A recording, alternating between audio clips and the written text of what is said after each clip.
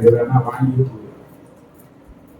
அப்படி இருக்கிறவங்க நீங்க என்ன சொல்லுங்க, இதையாயும் ஒரு காரியத்துல கண்டிப்பார் ஒரு உபவாசம் இருக்கிறோம். உபவாசத்தினுடைய பலனை தேவ சமூகத்துல நம்ம என்ன பண்ணணும், ஒதுக்க பழகணும். அது மிகுந்த ஆசீர்வாதமா இருக்கும். எதுவுமே நஷ்டப்பட்டு போகாது. அல்லேலூயா. கட்டாயம் நீங்க சிலர் பங்கெடுக்க முயற்சி பண்ணுங்க. ஜெபிக்கிற ஒரு ஜெப ஆவியினால நிரப்பப்படுங்க. நீங்க ஜெபிக்க சொன்னா என்ன ஜெபம் பண்ணி தெரியல. பல இடத்துல நான் கேட்கிறேன், அந்த ஜனங்கள் தவிக்கிறாங்க. ஆனா எனக்கு கொடுத்திருந்த சபை நீங்க எப்படி ஜெபிக்கிறீங்க வருகிற நாட்கள்ல நானே ஜெபம் பண்ணி முடிக்க மாட்டேன். நிறைய ஜெபம் தெரிஞ்சு யார்தான் ஜெபம் பண்ண ஒருத்தர் பார்த்த ஒருத்தருக்கு வந்து ஒருத்தருக்காக ஒருத்தர் ஜெபிக்கிற அந்த ஜெப அபிஷேகத்துல நடத்த பரிசுத்த ஆவியானவர் நம்மளை வழி நடக்கும். இது ஒரு காரியம். இதுல என்ன பண்ணுங்க, பங்கெடுத்துங்க. ரெண்டாவது, அந்த ஏழைகளுக்கு செய்யற காரியங்களுக்கு சில பேர் தான் அதை செய்யறாங்க, நிறைய பேர் அதை மறந்துட்டாங்க. இதுல நீங்க பிரயாசப்படுங்க. எதை செய்தாலும் மனுஷனுக்கு செய்யாது, மனப்பூர்வமா கற்றுக்குன்னு அதை செய்யுங்க. கற்றுடைய ஆசீர்வதித்து கொடுப்பாங்க. கற்றுடைய வார்த்தைக்குள்ள நம்ம செவ்வாய்க்கிழமை அமாவாசை பிரேயர் இருக்கு. செவ்வாய்க்கிழமை 5:30 மணிக்கு ஆரம்பிக்கிறோம். 7 மணிக்கு முடிக்கிறோம். 2 மணி நேரம். அந்த 2 மணி நேரத்தை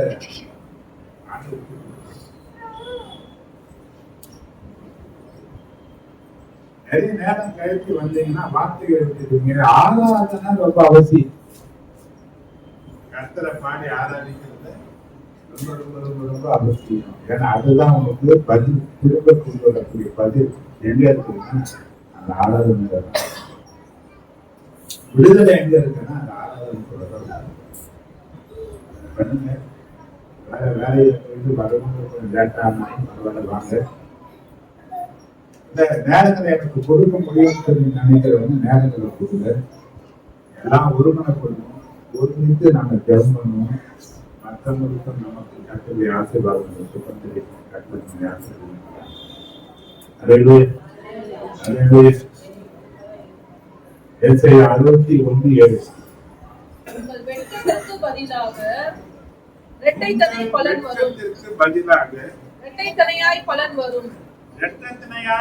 வரும். ரட்சைக்கு பதிலாக தங்கள் பாதங்கள் சந்தோஷப்படுவார்கள். அது நிமித்தம் தங்கள் தேசத்தில் இரட்டிப்பான சுதந்திரம் அடைவார்கள். நித்திய மகிழ்ச்சி அவர்களுக்கு உண்டாகும். நித்திய மகிழ்ச்சி அவர்களுக்கு வெட்கத்திற்கு பதிலாக இரட்டத்தனையான பலன் வரும். எப்ப வரும்? எப்போ நமக்கு பணம் வரும்?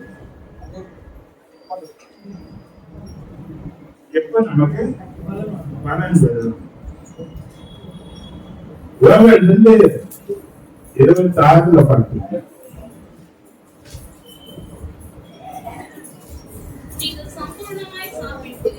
நீங்கள் சம்பூர்ணமாய் சாப்பிட்டு திருப்தி அடைந்து உங்களை அதிசயமாய் நடத்தி வந்த தேவனாகிய கர்த்தருடைய நாமத்தை துதிப்பீர்கள். என் ஜனங்கள் ஒருபோதும் வெட்கப்பட்டு போவதில்லை. என் ஜனங்கள் ஒருபோதும் வெட்கப்பட்டு போவதில்லை. யார் வெட்கப்பட மாட்டாங்க? கர்த்தருடைய ஜனம் வெட்கப்பட்டு போவதில்லை. யாரும் வெட்கப்பட மாட்டாங்க. அப்ப நான் கர்த்தருடைய ஜனமா? நீ கர்த்தருடைய ஜனமா இல்லையா? அன்னைக்கு சொன்ன ரூத்துடைய வாழ்க்கையை பேச அவ மோவாப் தேசத்துல பிறந்திருந்தாங்க.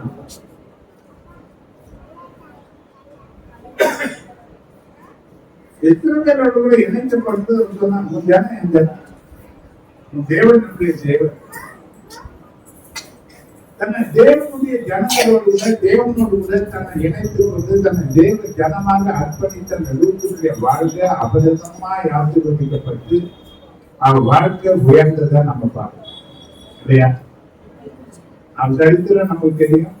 திருமணம் ஆகி அவருக்கு குழந்தை கிடையாது, புருஷன் எதிர்த்து ஓர்பால் என்ற 2 பேர் இருந்தாங்க. ஓர்பால் நகோமி விட்டு போயிட்டார். பற்றி பண்ணார். என் ஜனம் சொன்னா, அவன் தேவன் என் தேவன் சொன்னா, அவர் தேவனுடைய குடும்பத்தில் ஐக்கியமாக்கி இருந்தார். அவன் வாழ்க்கையை கர்த்தர் உயர்த்தி ஆசீர்வதித்தார் இல்லையா? ஓர்பாலுடைய சரித்திரம் என்ன ஆச்சுன்னு தெரியாமையே சில பேருடைய அர்த்தத்தே இல்லாம போறாங்க. ஏன்னா அவங்க யாரா இருக்கிறது? நீ தேவனுடைய ஜனமா இருப்பாயான வெட்கப்படாதபடிக்கு வெட்கத்துக்கு காட்டி இரட்டத்தனையான நன்மை நாளை கட்டப்பட்டு. 2வது காரியம் சொன்னேன். சங்கீதம் 22 சங்கீதம் 4-5 வசனத்துல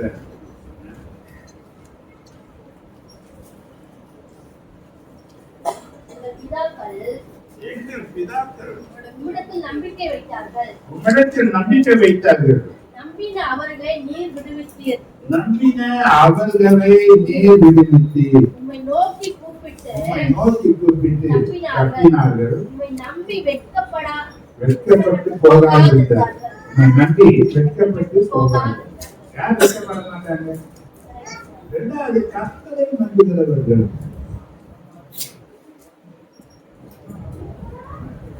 யார் வெட்கப்பட மாட்டாங்க? நீதிமொழிகள் 28-25 இந்த மாதிரி நீங்க வாசித்து பார்த்தீங்கன்னா தெரியும். நீதிமொழிகள் 28-25 வழக்கை கொடருகிறார், கர்த்தரை நம்புகிறவனும் செழிப்பான். ஒரு ஆசீர்வாதம் செழிப்பு.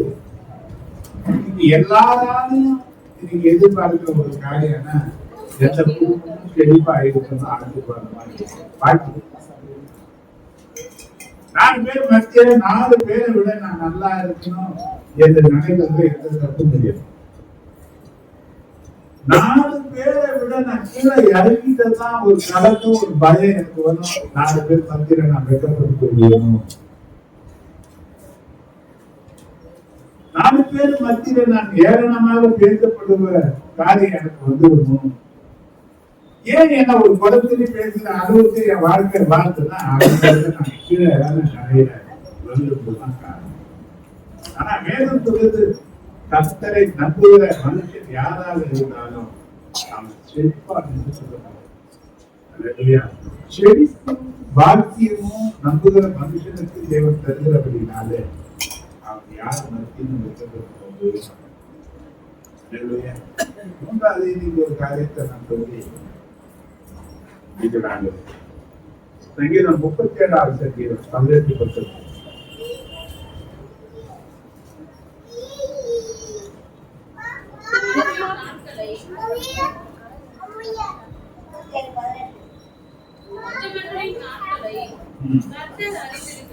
கர்த்தர் அறிந்திருக்கிறார். சுதந்திரம் என்றென்றைக்கும் இருக்கும். அவர்கள் ஆபத்து காலத்திலே வெட்கப்படாமல் இருந்து பஞ்ச காலத்திலே திருப்தி அடைவார்கள். யார் எதிர்பார்க்கிறீங்க? யார் வெட்கப்பட மாட்டாங்க? முதல்ல சொன்ன கர்த்தருடைய ஜனங்கள் வெட்கப்பட மாட்டாங்க.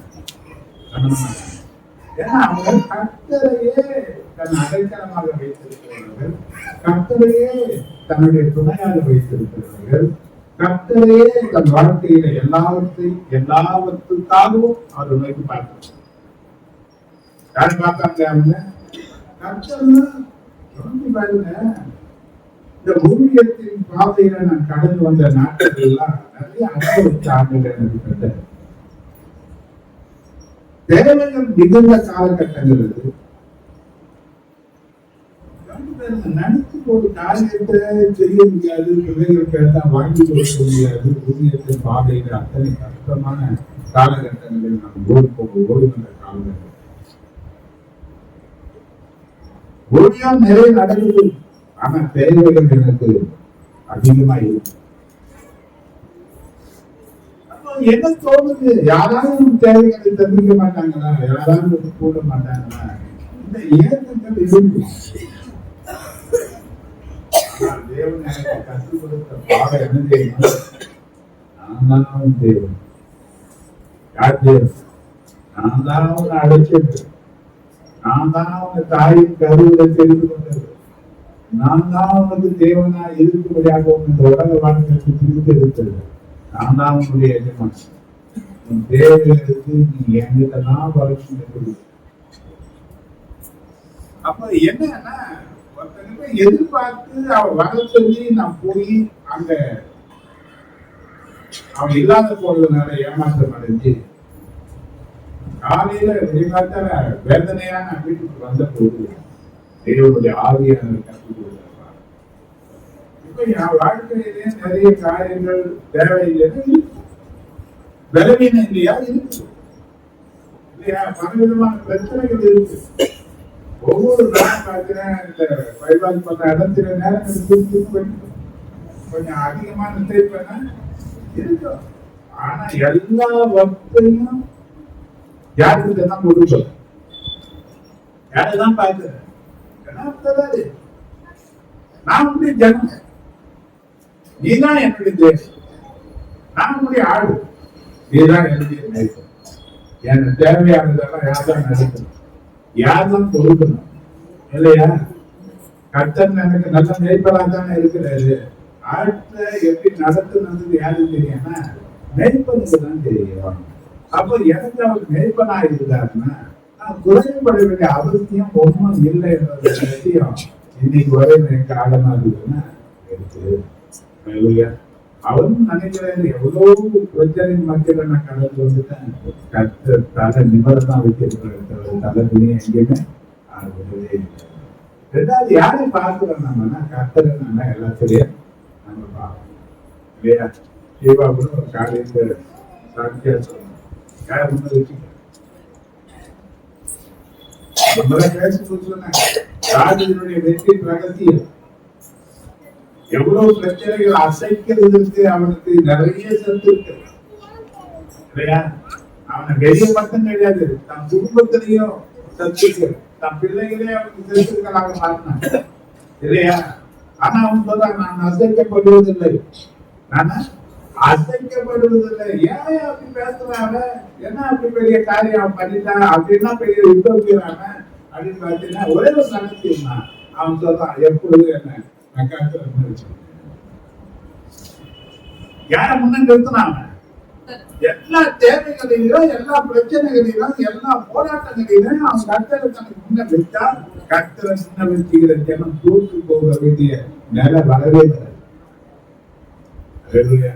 கர்த்தரை தன் தெய்வமாக ஜனம் பாக்கியம்.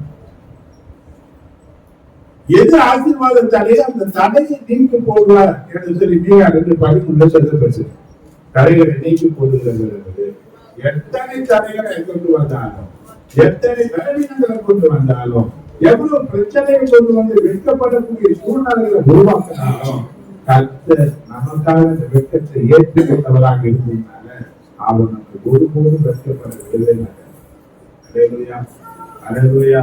கர்த்தர் நம்முடைய தேவைகளை எல்லாம் அறிந்தவராக யாரை பார்க்க நம்மள பார்க்கிறதுனாலதான் சில நேரத்துல நம்ம நிறைய நடத்துறோம். ஆனா ஒரு நாள் நம்ம குறைந்தவர்களாக இருந்தோம் என்பதை மறக்கிறது. அதனால குறைந்ததே வாழணும்னு நான் சொல்லல. ஆனா எதை மறக்காது, எதை மறக்காது.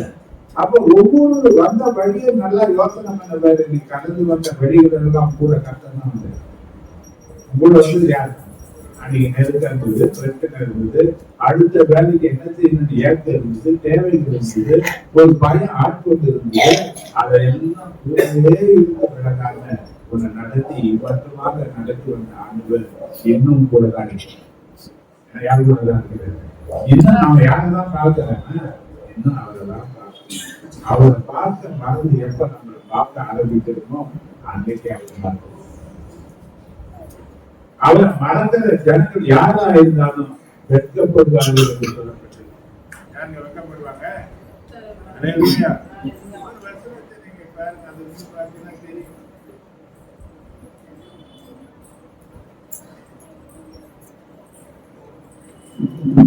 எரேமியா 17:13.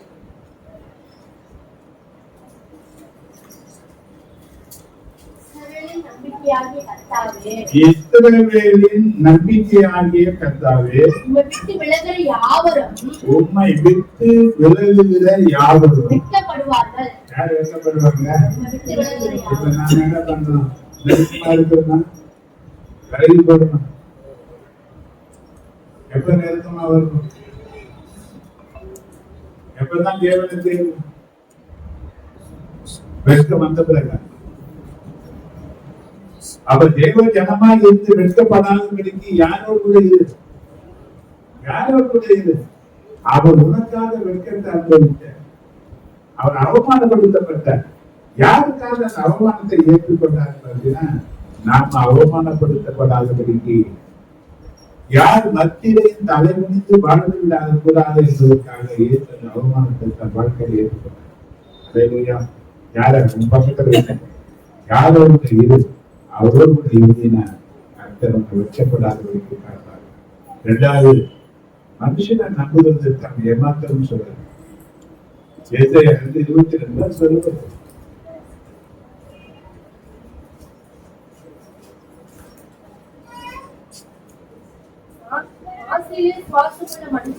நாசியிலே சுவாசமுள்ள மனுஷனை நம்புவதை விட்டு விடுங்கள். எண்ணப்படுவதற்கு அவன் எண்ணப்படுவதற்கு யார் நம்புவது? அப்ப இன்னைக்கு 4 பேர் வந்தாங்க, அவங்க சொல்லுவாங்க, நீங்க பாருங்க, ஒவ்வொரு காரணம் சொல்றாங்க. ஒரு மனுஷனை நம்புவாங்க. திடீர்னு அவனுக்கு என்ன சூழ்நிலை, அவன் காலவாரி விட்டாரு. 1000 கொலைகளை சொல்லக்கூடிய சூழ்நிலைகள் உருவாயிருக்கும். அன்று சொல்றது ஒரு நம்பிக்கை யாருன்னு கர்த்தருக்காக இருக்கும். யார்தான் நம்பிக்கை? யார்தான் நம்பிக்கை? என் நம்பிக்கை அவன் தான். இன்னைக்கு ஒரு சேனல் வைக்கலாம் விசாரிச்சு ஒரு நம்பிக்கை யாருன்னு எதை ஒரு நம்பிக்கையாக வச்சிருக்கிற? உன் தாளந்துகளையா? உன்னுடைய செல்வத்தையா? உன்னுடைய படிப்பையா? உன் ஜனத்தையா? உனக்கு இருக்கிற ஆசீர்வாதங்களையா? எதை நீ உனக்கு முன்பாக வைத்திருக்கிறாய்? எதை உன் நம்பிக்கையாக வைத்திருக்கிறாய் என்பது ஒரு கேள்வி. அல்லேலூயா. அல்லேலூயா. கர்த்தரை தன் நம்பிக்கையாக கொண்டிருக்கிற ஜனங்கள் தான் ஆசீர்வதிக்கப்படுவாங்க. அப்ப ஆண்டவர் சொல்றாரு, நம்முடைய நம்பிக்கையாக கர்த்தர் இருக்கணும். மூணாவது இருக்கிற உத்தமர்களின் நாட்களை கர்த்தர் அறிந்திருக்கிறார். ஆபத்து காலத்திலே அவர்கள் வெட்கப்படாதபடிக்கு கர்த்தர் அவர்கள் பாதுகாக்கிறார்கள். அல்லேலூயா. அல்லேலூயா. பஞ்ச காலத்திலே அவர்கள் திருப்தி அடைவார்கள் என்று வேதம் சொல்லுகிறார். அப்ப அநேகர் சொல்லுவது தங்கள் ஆபத்தான சூழ்நிலையில் தாங்கள் வெட்கப்பட்டு போனதாக. ஆபத்தான சூழ்நிலைகளில இன்னைக்கு பல நேரங்களில மனுஷர்கள், உறவுகள், நண்பர்கள், ஏன் நம்முடைய நன்மை பெற்றவர்கள் கூட எல்லா சூழ்நிலைகளிலும் உங்களோடு கூட இருக்கிறேன் என்று சொல்லி வாக்கு கொடுத்தவங்க கூட பொய்யாக்கி நம்மளை விட்டு விலகி போன பல காரியங்கள் நம்ம அறிக்கிறோம் இல்லையா? சொல்லுவாங்க, அடிச்சு சொல்லுவாங்க, நான் இருக்கிற ஒரு பயனர், நான் பார்த்துக்கிறேன், நான் செய்யறேன். நம்ம வாக்கு கொடுத்திருக்காங்க இல்லையா? சொல்லுவாங்க. ஆனா என்ன பண்ண மாட்டேன். அப்ப பார்த்தா அவருக்கு ஏதாவது ஒரு சூழ்நிலை வந்திருக்கலாம், ஏதாவது ஒரு காரியங்கள் இருக்கணும். அவருக்கு ஒரு பிரச்சனை வரும்போது அவங்க பிரச்சனை தான் முக்கியத்துவம் கொடுப்பாங்க தவிர நம்ம பிரச்சனைக்கு என்ன பண்ண மாட்டாங்க. இப்ப அவர்களை நாம நம்பணும்னால வெட்க நமக்குரியதாக மாறி என்ன பண்ணிருக்கோம்? வெட்கத்திற்கு உட்பட்டவர்களாக நம்ம போயிருக்கோம். நல்லதை நினைத்து நன்மை செய்தவங்களுக்கு கூட சில நேரங்களில் அவங்க மூலமாக வெட்கத்தில் நேரக்கூடிய சூழ்நிலைகள் வருகிறதை நம்ம பார்க்கிறோம். ஆனா நீங்க உத்தமமாய் வாழ்வு கர்த்தர் நம்ம அறிந்திருக்கிறோம். யோபுடைய உத்தமத்தை நம்ம அறிந்திருக்கிறோம் இல்லையா?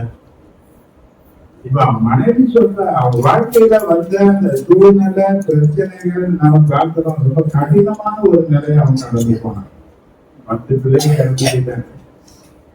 அந்த தேசத்துல அவன் தான் பெரிய பணக்காரன். இப்ப ஒரே நாள்ல எல்லாம் இழந்து போயிட்டாம ஏழ்மை என்ற நிலைக்கு அவன் வந்துட்டான். அது மாத்திரம் இல்ல, தன் சரீரத்துல வியாதிகள் வந்து ஒரு ஓடு எடுத்து தன் சரீரத்தை தொடர்பு கொள்கிற அளவுக்கு வந்து அவன் அடையாளம் தெரியாத அளவுக்கு உட்படுத்தி போயிட்டான் வியாதி. அவன் சொன்னா என்னுடைய சுவாசம் என்னுடைய மனைவிக்கு வேறுபட்டதாக இருக்கு. எதுவும் பிடிக்கல என் மனைவிக்கு. என் மூச்சு பட்டா கூட என் மனைவி என்ன பண்ணல. அந்த அளவுக்கு வெறுக்கக்கூடிய அளவுக்கு யார் இருக்கிறாங்க? கவனிப்பாங்க, யார் நேசித்தாலும் மனைவி நாம் புருஷனை நேசிக்கிறவளா இருப்பார். ஆனா அந்த மனைவி கூட யோகமுடைய சுவாசத்தை எப்படி இருந்ததான் வேறுபட்டதா போச்சு. அவர் சொன்னா இன்னும் என்ன உத்தமத்திலே நீ உறுதியா இருக்கிறீர். யோகம் 2:9 தான். அப்பொழுது அவன் மனைவி அவனை பார்த்து, நீர் இன்னும் உத்தமத்தில் உறுதியா இருக்கிறீரோ, தேவனை தூஷித்து ஜீவனை விடும் என்றார். தேவனை தூஷித்து ஜீவனை விடும். அல்லேலூயா, அல்லேலூயா, அல்லேலூயா. இங்க பாத்தீங்கன்னா பிள்ளைகளும் இல்ல, மனைவியும் இப்ப துணையா இல்ல. இவனை கேட்கும்படியாக வந்த சிநேகிதர்களும் அவன் சொன்னா 10 முறை என்ன குற்றப்படுத்திருக்கீங்க நீங்க. இப்ப சிநேகிதர்கள் என்ன பண்ண ஆறுதலா இல்ல. அவன் சொன்னா வேலைக்காரங்களை நான் கூப்பிட்டா அவனை கெஞ்சி கூப்பிட வேண்டிய நிலைக்கு வந்துட்டேன். என்னை பார்த்து கைதட்டி நின்றவன், என்னை பார்த்து வாய்ப்பூட்டி நின்றவன், நான் கிட்ட கூட சேர்க்கறதுக்கு விரும்பாதவன், இப்ப இவங்களெல்லாம் நான் கெஞ்சக்கூடிய ஒரு நிலைக்கு வந்துட்டேன் என்று சொல்ற ஒரு கடினமான வாழ்க்கையின் நிலையில அவன் வந்தான். ஆனா அவன் சொல்றான், அவர் என்னை கொண்டே போட்டாலும் என் புத்தகத்தை நான் விட்டு விலகிறேன். ஒருபோதும் தேவனை குறை சொல்லவோ குற்றஞ்சாட்டவோ எனக்கு ஏன் இப்படி பண்ணிட்டாரு என்று கேள்வி மேல கேள்வியில கேட்கவோ அவன் எங்க வரல. என்ன நடந்தாலும் எதை இழந்தாலும் எது போனாலும் யார் இருந்தாலும் நான் கர்த்தரை விட மாட்டேன் என்ற நிலையில அவன் உறுதியா இருந்தான். அது உத்தமமா இருந்தான், உண்மையா இருந்தான். கர்த்தர் அவன் என்ன பண்ணார்? உத்தமமாய் நடக்கிறவர்கள் பத்திரமாய் நடக்கிறார்கள். உத்தமமாய் நடக்கிறவர்களுக்கு கர்த்தர் நன்மையை வழங்காதீர்கள் என்று சொல்றார். சங்கீதம் 37:19 பார்த்தீங்கன்னா, அவர்கள் ஆபத்து காலத்தில் கூட வெட்கப்பட்டு போகாதிருந்து பஞ்ச காலத்தை திருப்தி அடைவார்கள் என்று எழுதப்பட்டிருக்கு. இன்னைக்கு உலகம் முழுக்க ஆபத்து காலங்களும் பஞ்ச காலங்களும் வந்தாலும் கூட உத்தமமாய் நடக்கிற தேவ பிள்ளைகள் அது பாதிக்காது. அல்லேலூயா. அது என்ன பண்ணாது? யோபு 8:20 பார்த்தீங்கன்னா,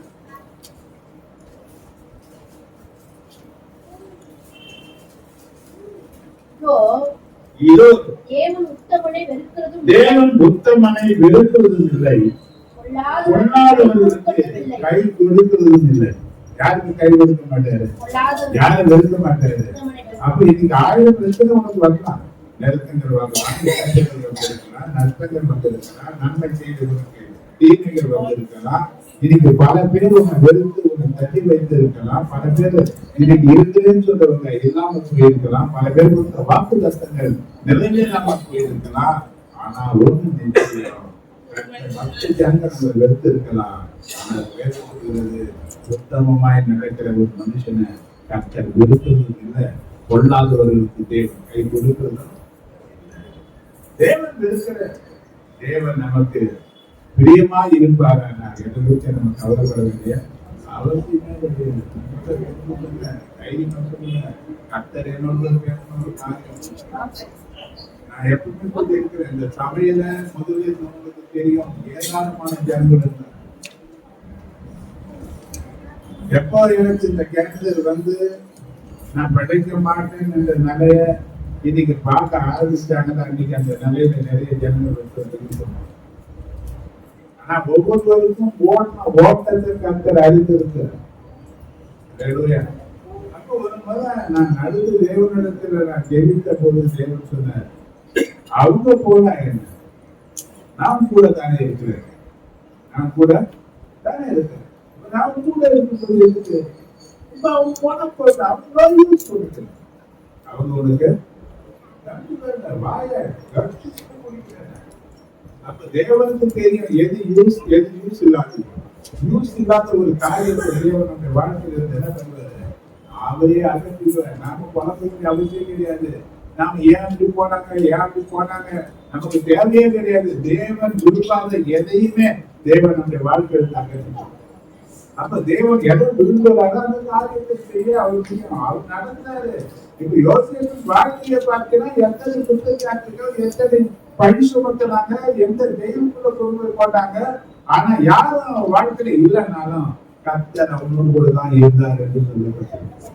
அப்ப உத்தமனை கர்த்தர் ஒரு நாளும் வெறுக்கிறது இல்லை என்ற வாக்கு. அதே ரெண்டாவது, பொல்லாதவர்களுக்கு அவர் கை கொடுக்கணும் இல்லை, பொல்லாதவன் நல்லா இருக்கணும்னு சொல்லக்கூடாது.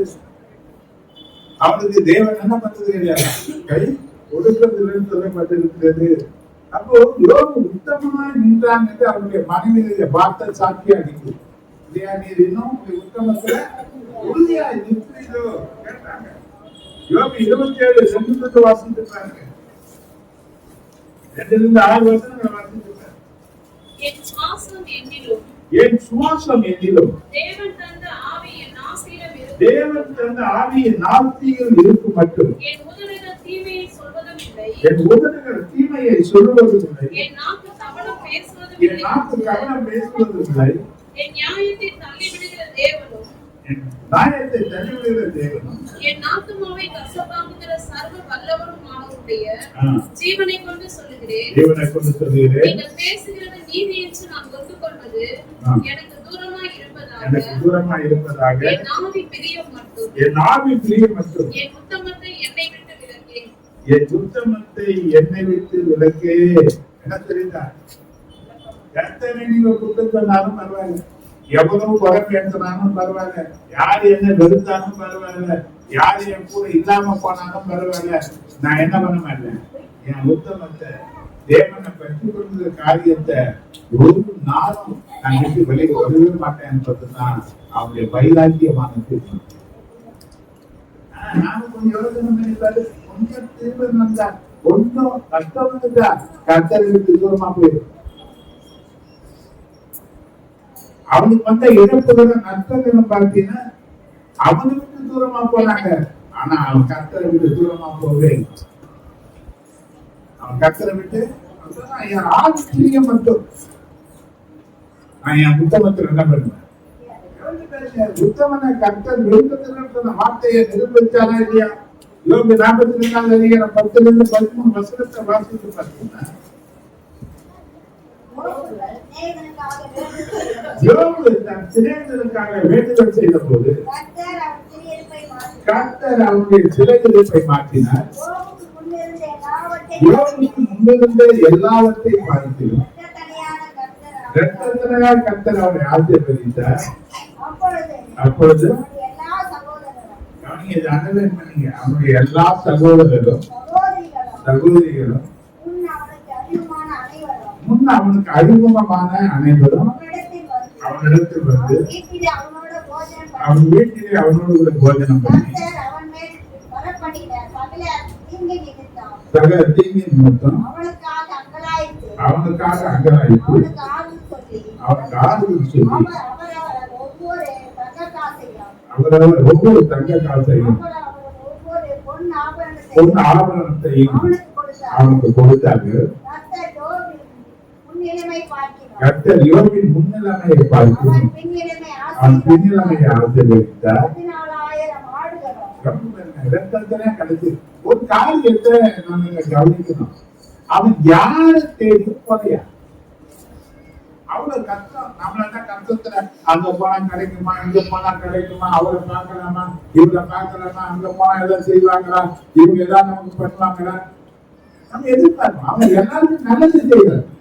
அவன் எல்லாருக்கும் நல்லது செய்வான். கண்ணு உள்ளத்துக்கு கண்ணா இருந்தவன், சப்பாத்திக்கு காணா இருந்தவன், உருண்ட விடுத்து போனது தன்னுடைய சோமையை கொடுத்தவன். அவன் சொல்லலாம், நான் எல்லாருக்கும் அப்படி இருந்தேன். அப்படி இல்லைன்னா நியாயாதிபதிகள் என்ன நியாயம் எதிர்பார்க்கின்ற அளவுக்கு நல்லவனா வாழ்ந்தவன். இப்ப அவனுக்கு கஷ்டம் துன்பம் பிரச்சனை வந்த போது, இந்த நெருக்கத்தில் வரும்போது, நான் இத்தனை பேருக்கு நல்லது செய்திருக்கிறேன், யாராவது எனக்கு உதவி செய்வாங்க, அவன் யாரையும் கேட்டல. அவன் யாரையும் கேட்டல. தேவன் அவன் உத்தரவத்தை பார்த்ததுனால அவனை தேடி வர வைத்தேன். நான் எங்கேயுமே சொல்லுவேன், சில காரியங்களை நான் திரும்பி சொல்லுவேன், நாம யாரையும் தேடி போக வேண்டிய காரியத்தை கர்த்தர் அனுமதிக்க மாட்டார். கர்த்தர் நம்மளை தேடி வருகிறது.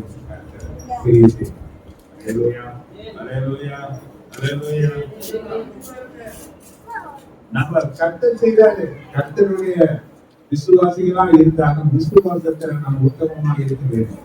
கர்த்தருக்காக நம்ம செய்ய வேண்டிய காரியங்கள் எல்லாம் உண்மையாக இருக்க வேண்டும். ஏன்னா உத்தமத்தை தேவன் விரும்புகிறார். அல்லேலூயா, அல்லேலூயா. இன்னைக்கு கர்த்தர் நம்ம என்ன பண்றாருன்னா, பிரச்சனைகள் இருக்கலாம், தேவைகள் இருக்கலாம், நிந்தைகள் இருக்கலாம், பற்பல விதமான சோதனைகள் நம்முடைய வாழ்க்கையில வரலாம். ஆனா எந்த நிலை வந்தாலும் கர்த்தருக்காக உத்தமமாய் வாழணும். தேவைகள் இருக்கு, பிரச்சனைகள் இருக்கு, அவ்வளவு விதமான குறைகள் பேசக்கூடிய ஜனங்கள் நம்மளை சுத்திரமாக இருக்கிறாங்க. எல்லாம் நல்லவன் சொல்ல மாட்டாங்க. நல்லவன் சொல்றதுக்கு ஒரு கூட்டம் இருக்கும், நம்மள குறை பேசுறதுக்கு ஒரு கூட்டம் இருக்கும். ரெண்டும் காதுல வரதான் செய்யும். ஒண்ணு ஏற்றுக்கு ஒண்ணு வெறுக்கிறவங்க கூட ரெண்டுத்தையும் நமக்கு அது ஒண்ணும் கிடையாது. ஏன்னா ஞானத்தானம் என்ற ரட்சிப்பு குணம் நாம் இதுபோல சூழ்நிலைகளுக்கு செற்றவர்கள் என்பதை நம்ம நினைத்துக் கொள்ள வேண்டும். அல்லேலூயா, அல்லேலூயா. நம்ம ஆண்டவர் சொல்றது கர்த்தர் கொடுத்த ஊழி இருக்கிறதுல ஒரு மேன்மையான வேலை இந்த ஊழி. நான் எதிர்க்கிறகாம் அவருடைய புத்தகத்தை ஒரு முறை படிக்கும் போது பெரிய ஊழியக்கார் 11 லட்சம் ஜனங்கள் அவர் ஆண்டவருக்குள்ள நடத்துகிறார். அவர் ஃபுட்பால் பிளேயர்.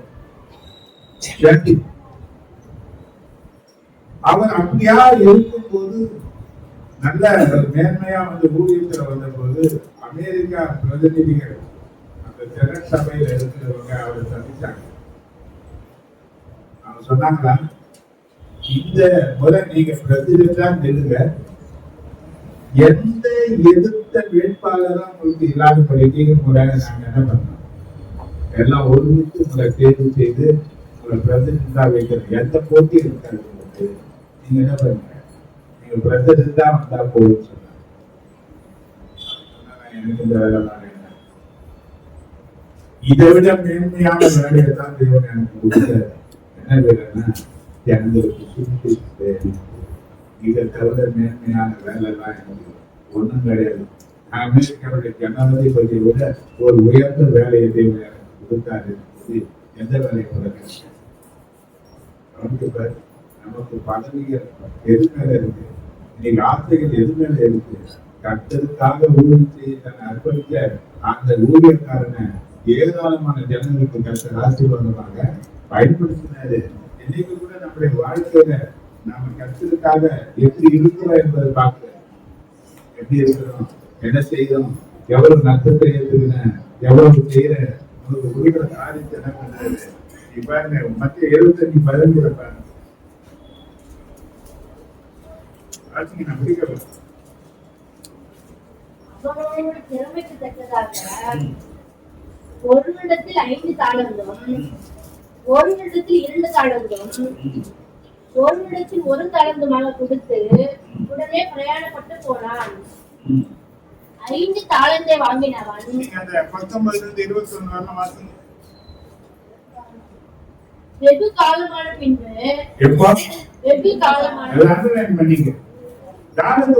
ஒரு காரணம் எப்ப வந்து அந்த எஜமான வெகு காலம் கழித்து வந்தான். வந்து கணக்கு கேட்கிறான். இப்ப சொல்றாங்க 5 தாளந்து வாங்கினவன் என்ன பண்ணான், என்ன சொன்னாங்க, எஜமானனே நீர் 5 கொடுத்து நீர் கொடுத்ததை வைத்து 5 தாளந்து. 2 வாங்கினவன் என்ன பண்ணான், அதெல்லாம் சொன்னான். 5 வாங்கினவங்க என்ன சொன்னாரோ உண்மையும் உத்தமமான ஊழியக்காரனே, உன்னுடைய எஜமானுடைய சந்தோஷத்துல பிரவேசி என்று சொன்னது போல 2 தாளந்து கொடுத்தவங்க என்ன பண்ண போறாரு? 5 தாளந்து 10 பட்டணங்களுக்கு அதிகாரியா ஒரு உயர்வு, ஒரு மேன்மை யாருக்கு கிடைக்குன்னு சொன்னா உத்தமமாய் வாழ்கிறவர்கள். யார் இருக்கிறாங்களோ யார் இல்லையோ கர்த்தர் யாருக்குள்ள இருக்கிறார், யாருக்குள்ள இருக்கிறார். கர்த்தர் ஒண்ணு தெரிந்து கொண்டார். நமக்கு பாருங்க, என்னைக்கால நேற்று உலக தோற்றத்துக்கு முன்ன முன்கூட்டி வச்சிருக்கிறாரு. இன்னைக்கு நேற்று தெரிந்து கொண்ட ஆளு கிடையாது. கர்த்தர் பாருங்க, நாம அவரை தெரிந்து கொள்ளல, அவர் தான் தெரிந்து வச்சிருக்கிறாரு. உன்னை கொண்டு ஒரு காரியத்தை செய்யணும், உன் நிமித்தம் தேவன் என்ன செய்யணும் நினைச்சாரு, அந்த திட்டத்தை இன்னைக்கு குறிக்கல, முன்னமே குறித்தாரு. அப்போ அந்த திட்டங்களை நிறைவேற்றுவதற்கு நமக்கு நல்லா தெரியும். யோனாவுடைய வாழ்க்கையை நீங்க பார்த்தீங்கன்னா தெரியும் இல்லையா? அந்த நினிவேக்காக என்ன பண்ணாரு? நினிவே ஜனங்களுடைய அழிவை தடுக்கணும். 1,20,000 பேர் அதுல வாழ்கிறாங்க. இப்ப தொடர்ந்து 40 நாள் நினிவே பட்டணம் கவிழ்க்கப்பட்டோம். நீ போய் என்ன பண்ண? ஜனங்கிட்ட சொல்லு, இவன் எங்க போறான், ஜாஸ்தி எங்க போறான், வேற ஆளே கிடையாதா? கொஞ்சம் நம்ம கவனத்துல இருப்போம். இப்போ யோனா ஓடிட்டான். இப்ப நினிவே பட்டணத்துக்கு அனுபவத்துக்கு வேற யாரும் ஆளே கிடையாது. இந்த யோனா விட்டா வேற ஆளே கிடையாதா? செஞ்சு உன்னை விட்டு ஆண்டவருக்கு வேற ஆளே கிடையாதா? ஏன் தெரியுங்க?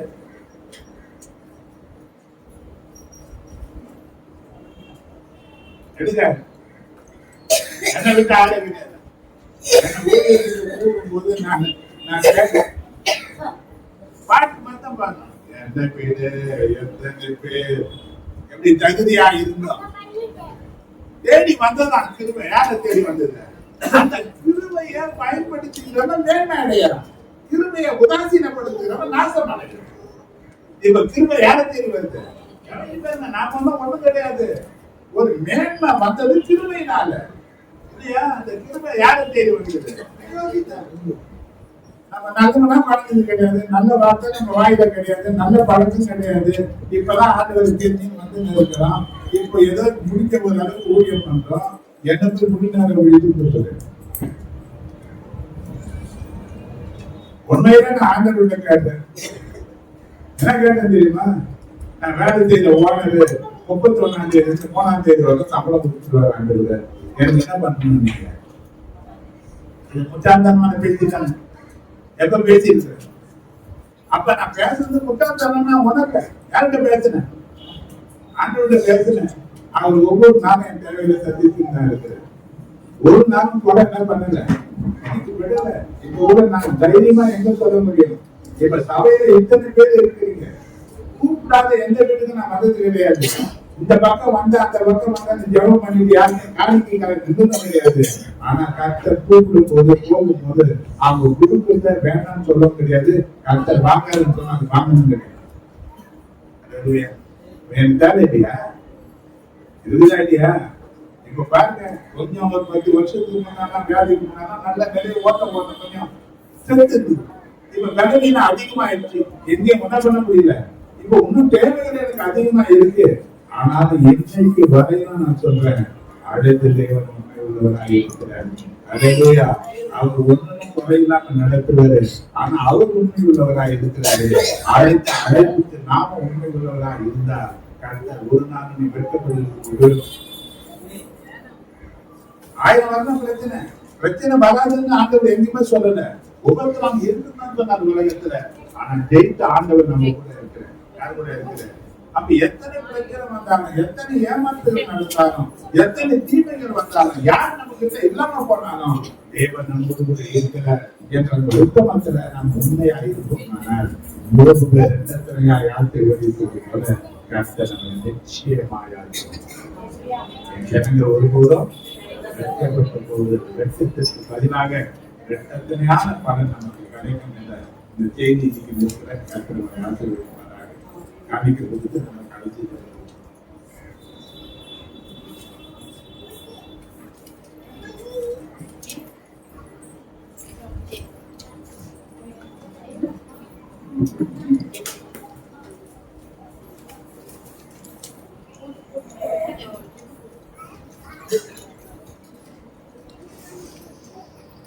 சீக்கிரம்.